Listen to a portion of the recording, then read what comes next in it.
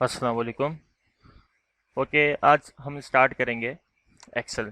तो एक्सेल से पहले हम कवर अप कर चुके हैं M S word. M S word हम यूज़ करते थे डॉक्यूमेंट्स वगैरह बनाने के लिए। और उसके बाद हमने सीखा पावर पॉइंट। पावर पॉइंट हम यूज़ करते हैं जब हमें कहीं प्रेजेंटेशन बना के कोई चीज़, किसी चीज़ को हमने मार्केट करना हो तो हम प्रेजेंटेशन बनाते हैं। उसके बाद हमारा थर्ड स्टेप आता है एक्सेल। एक्सेल के दो पार्ट होंगे, एक हमारा बेसिक एक्सेल है और दूसरा हमारे पास है एडवांस एक्सेल। ठीक है, तो एक्सेल स्टार्ट करते हैं। तो एक्सेल की यहाँ पे डेफिनेशन लिखी हुई है, ये मैं तस्वीर जो है आपके साथ शेयर कर दूंगा।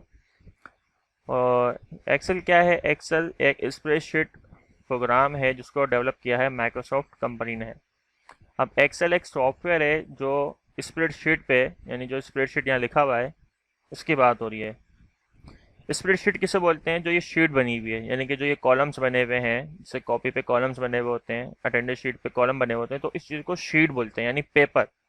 वो पेपर है, यहाँ पे शीट, स्प्रेडशीट बोलते हैं, जिसपे हम अपने डेटा को लिखते हैं। इसके आगे डेफिनेशन लिखी हुई है कि इसका मतलब क्या है। लेकिन एक्सेल जो है वो एक स्प्रेडशीट के ऊपर डेवलप किया गया है, जो कि माइक्रोसॉफ्ट ने उसको डेवलप किया है। अब एक्सेल जो है हम किन किन प्लेटफॉर्म पे यूज़ कर सकते हैं, यानी किन डिवाइसेस पर हम यूज़ कर सकते हैं। जैसे हम, हमारे पास जो ऑपरेटिंग सिस्टम है विंडोज़, हम इस पे यूज़ कर सकते हैं, जो अभी हम यूज़ कर रहा हूँ मैं। एक हमारे पास ऑपरेटिंग सिस्टम आता है मैक ओएस, यानी कि एप्पल के जो लैपटॉप होते हैं या कंप्यूटर होते हैं, एप्पल का जो ऑपरेटिंग सिस्टम है मैकिन्टोश कंप्यूटर, उस पर भी आप एक्सेल को यूज़ कर सकते हो। और अगर आपके पास एंड्रॉयड मोबाइल है, आप छोटी मोटी वर्किंग करना चाह रहे हो अपने मोबाइल से ही, तो आप एंड्रॉयड के ऊपर भी एक्सेल को यूज़ कर सकते हो। प्ले स्टोर पे जाके आप डाउनलोड इजीली कर सकते हो। और इसी तरह एप्पल के जो प्ले स्टोर होता है, जैसे एप्पल एप्पल स्टोर के नाम से एप्लीकेशन होती है, आईओएस में है, तो आप वहाँ से भी जाके एक्सेल को डाउनलोड कर सकते हो अपने मोबाइल में यूज़ करने के लिए। जितना आपको फीचर्स मिलेंगे विंडोज़ पे यानी डेस्कटॉप प्लेटफॉर्म पे, उतने आपको मोबाइल पे नहीं मिल सकते। ठीक है, मोबाइल एक लिमिटेड डिवाइस है और कंप्यूटर पे आप बहुत सारे मल्टीटास्किंग परफॉर्म कर सकते हो। मोबाइल के प्रोसेसर में इतनी पावर नहीं होती, तो इसलिए उसमें आप इतने हैवी जो काम आप विंडोज़ पे कर सकते हो वो आप एंड्रॉयड पे नहीं कर सकते। तो हम इन इन प्लेटफॉर्म के ऊपर अपने एक्सेल को यूज़ कर सकते हैं। इसका फीचर क्या है? इसके ऊपर हम जो मेन जो वर्किंग है वो क्या है? कैलकुलेशन। एक्सेल का जो मेन काम ही है कि कैलकुलेशन परफॉर्म करना। अब बड़ी से बड़ी कंपनी हो या छोटी से छोटी एक दुकान भी हो, अगर वो एक्सेल यूज़ करना चाहे तो वो यूज़ कर सकता है। दूसरा यहाँ पे है ग्राफिकल टूल। ग्राफिकल टूल अगर हम यूज़ करते हैं तो उससे हम अपने डेटा को, जो एज अ वैल्यू नंबर है, उसको हम एज अ ग्राफ के तौर पे भी हम प्रेजेंट कर सकते हैं। वो इंशाल्लाह हम आगे देखेंगे कि ये ग्राफिंग टूल क्या होता है।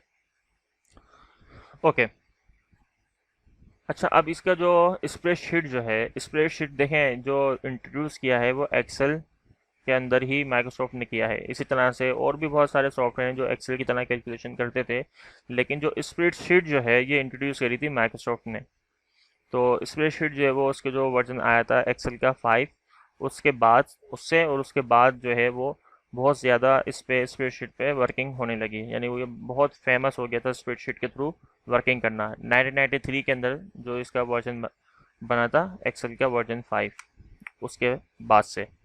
अब एक्सेल क्या है? एक्सेल एक स्प्रेडशीट प्रोग्राम है जिसको माइक्रोसॉफ्ट कंपनी ने बनाया है, और ये माइक्रोसॉफ्ट ऑफिस स्वीट का ही एक पार्ट है। यानी अगर आप ऑफिस ऑटोमेशन इंस्टॉल करते हो तो उसी के अंदर आपको एक्सेल भी मिल जाएगा। उसके बाद यहाँ पे बात करते हैं स्प्रेडशीट। अब स्प्रेडशीट क्या होता है? Spreadsheet is a type of software for organising, analysing and present data in row and column. यानी स्प्रेडशीट के अंदर हम डेटा को अच्छे से ऑर्गेनाइज कर सकते हैं, एनालाइज कर सकते हैं, यानी उसको हम रीड कर सकते हैं, प्रेजेंट कर सकते हैं अच्छे से, उसके ऊपर फॉर्मेटिंग कर सकते हैं। और जो उसमें हम डेटा लिखेंगे उसको हम कॉलम और रो वाइज प्रेजेंट यानी लिखेंगे।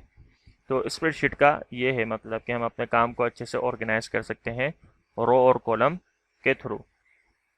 ये हमारी हो गई स्प्रेडशीट। अब स्प्रेडशीट के बाद जो है यहाँ पे हमारे पास है वर्कबुक। अब वर्कबुक क्या है? वर्कबुक बोलते हैं एक्सेल की फाइल को। यानी अगर मैं अभी एक्सेल पे काम कर रहा हूँ तो जब मैं उसको सेव करूँगा तो वो जो फाइल होगी एक्सेल की उसको हम वर्कबुक बोलेंगे। अब उसको वर्कबुक इसलिए बोलेंगे क्योंकि उसके अंदर हम मैं बहुत सारी वर्कशीट बना सकता हूँ जिसके ऊपर हम वर्किंग करेंगे एक्चुअल में। जो एक्चुअल की जो फाइल है, एक्सेल की जो फाइल है वो एक्चुअल में वर्कबुक है, जिसके अंदर हम वर्कशीट बना सकते हैं एक से ज़्यादा, यानी काफ़ी सारी। तो उससे क्या होगा, हम एक से ज़्यादा वर्किंग अगर करते हैं शीट्स के ऊपर तो फिर हमें वर्कशीट्स यूज़ करनी होंगी जो एक ही फाइल में हमें बनानी होंगी। वो इतना एडवांस हम आगे जाके पढ़ेंगे, बेसिक में हमारा कोई ऐसा नहीं होगा। वर्कशीट के अंदर क्या है हमारे पास, वर्कशीट के अंदर हम क्या करते हैं, वर्क करते हैं। और अब आगे बढ़ते हैं तो यहाँ पे हमारे पास है फाइल टाइप। फाइल टाइप जैसे कि एमएस वर्ड में भी था, पावर पॉइंट में भी था, तो एक्सेल में भी है। फाइल टाइप का काम क्या होता है, फाइल टाइप आपके ऑपरेटिंग सिस्टम को बताता है कि ये फाइल जो है किस सॉफ्टवेयर पे डिज़ाइन की गई है। अब जिस सॉफ्टवेयर पे वो डिज़ाइन की गई होगी वो उसी सॉफ्टवेयर पे फाइल ओपन होगी। ठीक है। तो अब एक्सेल की जो फाइल है, जो पुराने वर्जन थे एक्सेल के 2007 से पहले और 2007 तक, उसमें थी डॉट एक्स एल एस। ये फाइल टाइप है एक्सेल की, जो पुराने थे, ये पेपर में सवाल भी आता है। और जो नई एक्सटेंशन है एक्सेल की वो है dot x L S x. ये न्यू फाइल टाइप है जो 2007 के बाद जितने भी नए वर्जन आए हैं अब तक, उनमें ये फाइल टाइप चल रही है। अब अगर यहाँ पे बात करते हैं हम सेल्स की, तो सेल्स क्या है कि यहाँ यहाँ पे जो एक ये बॉक्स बना हुआ है इसको हम सेल बोलते हैं। इस सेल के अंदर हम डेटा लिखते हैं। कॉलम और रो क्या है, कॉलम और रो का मतलब ये है कि इस पूरी स्प्रेडशीट को डिज़ाइन किया गया है रो और कॉलम वाइज, और हर कॉलम और हर रो का कोई ना कोई नाम बताया, यानी लेबल डिफाइन किया है। तो कॉलम के जो लेबल हैं वो अल्फ़ाबेट यानी एबीसीडी में आपको डिफाइन किए गए हैं, और रो जो है वो डिफाइन की गई है नंबर्स में, यानी नंबर्स यानी डिजिट्स के अंदर, तो 1 2 3 इस तरह से, ताकि हम जिस एक्टिव सेल पे होंगे हमें उसका पता चल सके। यानी अगर मैं जिस सेल पे क्लिक करता हूँ तो अभी इसके ऊपर ये डार्क कलर का बॉर्डर बना हुआ आ रहा है, जो कि दरअसल हमारा क्या है, डार्क बॉर्डर। तो इसका मतलब मैं अभी इस सेल पे मौजूद हूँ, तो इस सेल का नाम क्या है वो यहाँ पे हमें बता रहा है F8, यानी F कॉलम का नेम और 8 रो नंबर। तो एक्टिव सेल की पहचान क्या है कि ये डार्क बॉर्डर आएगा, डार्क थिक बॉर्डर। ठीक है। रेंज, रेंज का मतलब क्या है कि जब मैं सिलेक्शन बनाता हूँ, मल्टीपल सेल्स को मैं सेलेक्ट करता हूँ, तो इस चीज़ को कहते हैं रेंज, कि मैं यहाँ से लेके यहाँ तक इतने रो और कॉलम की रेंज बना रहा हूँ, सिलेक्शन ले रहा हूँ, रेंज कहते हैं। आप सिलेक्शन भी बोल सकते हो, कोई इशू नहीं है। उसके बाद फार्मूला है, तो ये जब हम फार्मूले पे आएंगे तो हम फिर इसको डिस्कस करेंगे। अब डिस्कस करते हैं हम इंटरफेस को। इंटरफेस सेम वैसा ही है जैसे हम वर्ड और पावर पॉइंट में देखते हुए आए हैं। तो लेफ्ट हैंड साइड में हमारे पास मौजूद है यहाँ पे क्या कहते थे इसको, क्विक एक्सेस टूल बार, जिससे हम डायरेक्टली क्लिक करके मैं एक्सेस कर सकता हूँ अपने कुछ टूल्स को। ठीक है। तो ये क्विक एक्सेस टूल बार है। आगे बढ़ते हैं तो यहाँ पे हमारे पास टाइटल बार है जिसमें हमारे डॉक्यूमेंट्स का नाम आ रहा होगा। अभी हमने कोई डॉक्यूमेंट को सेव करने पे नाम नहीं बताया, ना हमने डॉक्यूमेंट सेव किया, तो इसलिए हमारे पास डिफ़ॉल्ट बुक 1 के नाम से ये टाइटल आ रहा है। आगे बढ़ते हैं तो हमने सॉफ्टवेयर जो यूज़ कर रहे हैं वो एक्सेल है और वो एक्टिवेट नहीं, तो इसलिए ये रेड कलर का भी आ रहा है। राइट साइड पे जाते हो तो ये हमारे विंडो कंट्रोल्स आ गए, जिससे हम इस विंडो को कंट्रोल कर सकते हैं। इससे मैं इसको मिनिमम और मैक्सिमम कर सकता हूँ, उससे मैं इसको क्लोज कर सकता हूँ, मिनिमाइज़ कर सकता हूँ, बन आएगी स्क्रीन इस तरह से, और मैक्सिमाइज़ करूँगा, क्लिक करूँगा। इसी तरह से ये टैब ऑप्शन आ रहा है, अगर मैं इसको ऑटो हाइड रिबन कर दूंगा तो ये ऑटो हाइड हो जाएगी, और जब मैं इसको चाहता हूँ तो ऊपर आगे यहाँ क्लिक करूँगा तो ये शो हो जाएगा। इसी तरह से दो मज़ीद और ऑप्शन दिए हुए हैं, शो टैब, तो सिर्फ आपके पास ये मेन्यू शो होगा, और अगर आप चाहते हो कि मुझे टैब के साथ साथ उसके कमांड भी शो हो तो ये फिर इस तरह से शो होगा।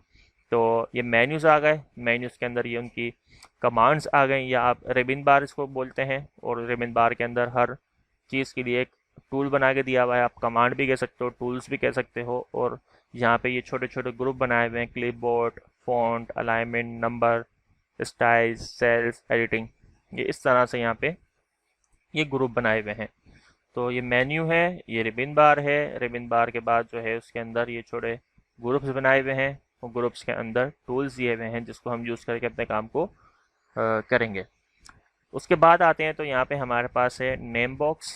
अब नेम बॉक्स का काम क्या है, नेम बॉक्स का काम जैसा भी बता चुका हूँ कि मैं किस सेल पे मौजूद हूँ उस सेल का एड्रेस, उस चीज़ को हम कहते हैं नेम बॉक्स। जैसे कि ये कॉलम का नाम आ रहा है और ये रो का नाम आ रहा है, तो E4, तो मैं इस सेल पे मौजूद हूँ, इस एड्रेस पे मौजूद हूँ अपने स्प्रेडशीट के। आगे बढ़ते हैं तो यहाँ पे हमारे पास है फॉर्मूला बार। फॉर्मूला बार का मतलब है कि आप कोई कैलकुलेशन परफॉर्म करते हो तो उस कैलकुलेशन का रिजल्ट यहाँ पे शो करेगा। लेकिन अगर मैं ये चेकआउट करना चाहता हूँ कि उसके अंदर जो रिज़ल्ट आया है वो किस तरह मैंने किस मेथड से किया है, कौन सा फॉर्मूला मैंने लगाया है, तो वो इस फॉर्मूला बार में वो पूरा मेथड मेरा शो हो रहा होगा, जो भी मैंने जिस तरह से भी कैलकुलेशन करी होगी। ये कॉलम आ गए, ये रोज़ आ गई, और अगर मैं इस पूरी स्प्रेडशीट को सिलेक्ट करना चाहता हूँ तो ये यहाँ पे एक बॉक्स बना हुआ है इस तरह से ट्रायंगल, तो मैं क्लिक करूँगा तो तमाम ये सिलेक्ट हो जाएंगे। और अगर मैं सिर्फ पूरे एक कॉलम को सिलेक्ट करना चाह रहा हूँ शुरू से आखिर तक, मैं उसके लेवल पे क्लिक करूँगा तो वो पूरा कॉलम सिलेक्ट हो जाएगा। इसी तरह रो में भी सेम यही है। और मज़ीद एक से ज़्यादा करना चाहते हो तो फिर क्या करोगे, शिफ्ट के साथ आप यूज़ करोगे तो फिर मल्टीपल सेलेक्ट होते जाएंगे। जो भी मैं शॉर्टकट कीज़ बता रहा हूँ अभी, आपने कॉपी में लिखनी है। जो भी मैं अभी चीज़ें डिटेल बता रहा हूँ हर एक पार्ट की, वो आपको याद होनी चाहिए, पता होनी चाहिए कि किसका क्या काम है। तो आपने ये कॉपी पे लिखना है कि ये जो नेम बॉक्स है इसका काम क्या है, फॉर्मूला बार है इसका काम क्या है, ये तमाम चीज़ें आपने कॉपी पे राइट करनी है।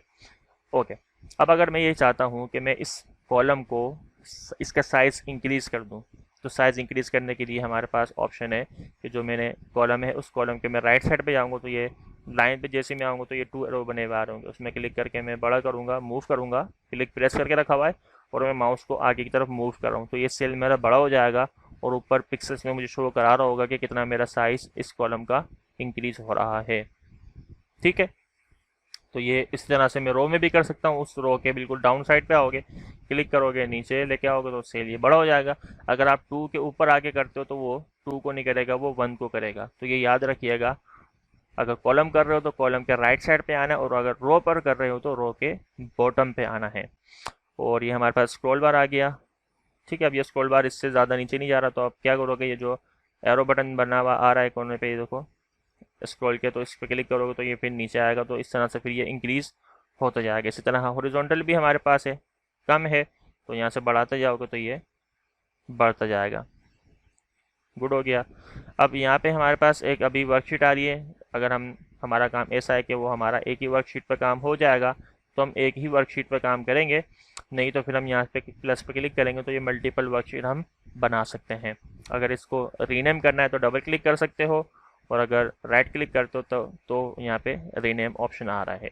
डिलीट करना चाह रहे हो डिलीट भी कर सकते हो इस तरह से, और इंसर्ट करना चाह रहे हो तो यहाँ से राइट क्लिक करके इंसर्ट भी कर सकते हो। अच्छा, इंसर्ट करने से ये फिर आपसे पूछता है कि आपने इंसर्ट करना क्या है, तो यहाँ पे बहुत सारी चीज़ें आ रही हैं, लेकिन हमने यहाँ पे वर्कशीट करनी है ऐड, तो ओके करूँगा तो ये वर्कशीट ऐड कर देगा। ठीक हो गया, ये भी समझ में आ गया होगा। लास्ट हमारे बॉटम पे है स्टेटस बार। स्टेटस बार का मतलब है रेडी मोड, यानी कि मैं इसके ऊपर एडिटिंग वगैरह में फॉर्मेटिंग वगैरह कर सकता हूँ। और अगर हम आगे बढ़ते हैं तो ये मैक्रोस का बता रहा है, मैक्रोस हम आगे यूज़ करेंगे रिकॉर्डिंग के लिए अपने काम को। और ये हमारे पास दिखा रहा है, ये इसके कुछ मूड हैं स्प्रेडशीट के। ये नॉर्मल मूड है स्प्रेडशीट का जिसके अंदर ये हमारे को लाइंस वगैरह नज़र आ रही हैं। दूसरा हमारे पास है पेज लेआउट। पेज लेआउट में क्या होगा, एक पेज की सूरत में जिसमें पेज के अंदर हेडर भी होगा, फुटर भी होगा और एक पेज की सूरत में हमें शो कराएगा। थर्ड हमारे पास है पेज ब्रेक प्रीव्यू।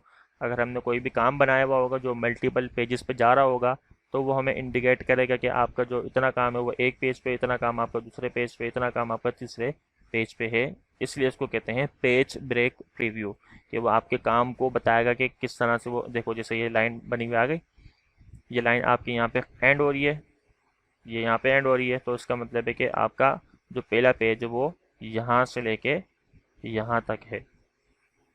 ठीक है, तो ये था इंट्रोडक्शन। जब हम अभी आज तो इंट्रोडक्शन था, फिर जब हम कल इस वीडियो के जो नेक्स्ट पार्ट होगा उसमें हम समझेंगे कि हम किस तरह वर्किंग करते हैं एक्सेल पर। तो मिलते हैं नेक्स्ट वीडियो में, अपना ख्याल रखिएगा। अल्लाह हाफिज़। और अगर कोई कन्फ्यूजन हो, कोई सवाल हो तो वो भी मुझसे पूछ लीजिएगा। ठीक है, तो नेक्स्ट वीडियो में मिलते हैं। अल्लाह हाफिज़।